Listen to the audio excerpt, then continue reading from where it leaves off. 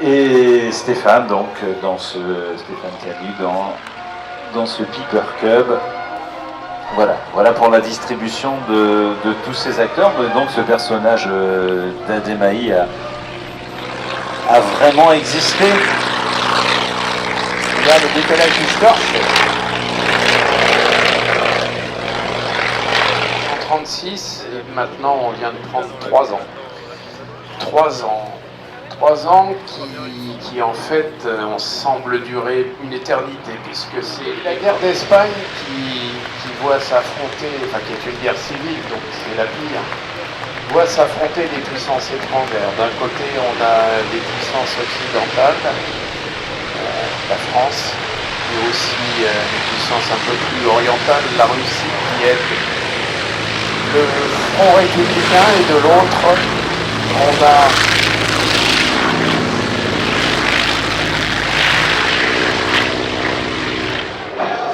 la Luftwaffe a commencé à s'entraîner quasiment dès après le traité de Versailles.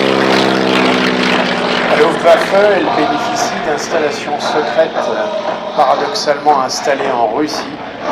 Et au milieu des années 20, elle commence à former des pilotes à une guerre qui est certaine pour les dirigeants de l'époque.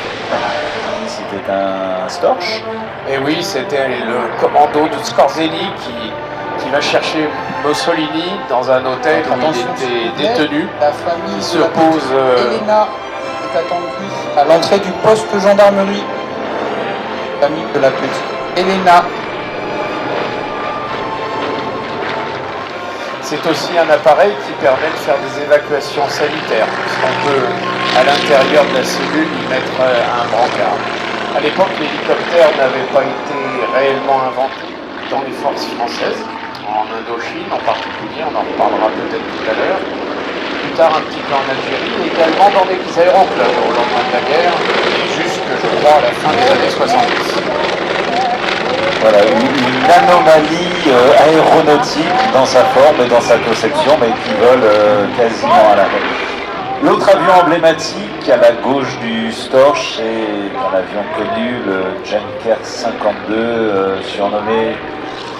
Les Junkers 52 furent évidemment déployés largement sur l'ensemble des fronts, et en particulier sur le front de l'Est. On écoute la musique du Yak 3. Et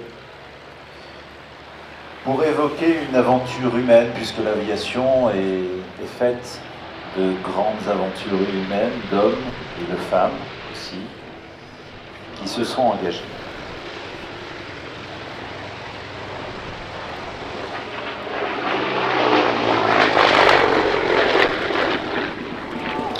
D'hommes et de femmes qui se sont engagés sur le front russe. Évocation du Normandie-Niémen.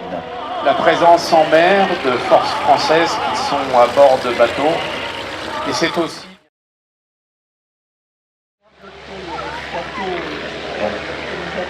Et c'est pour ça qu'on remplacera la béquille arrière par une roulotte de queue beaucoup plus simple pour aller se poser.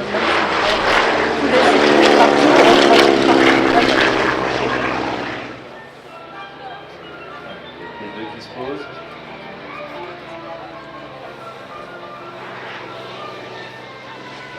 Le P2 d'Indiana Jones.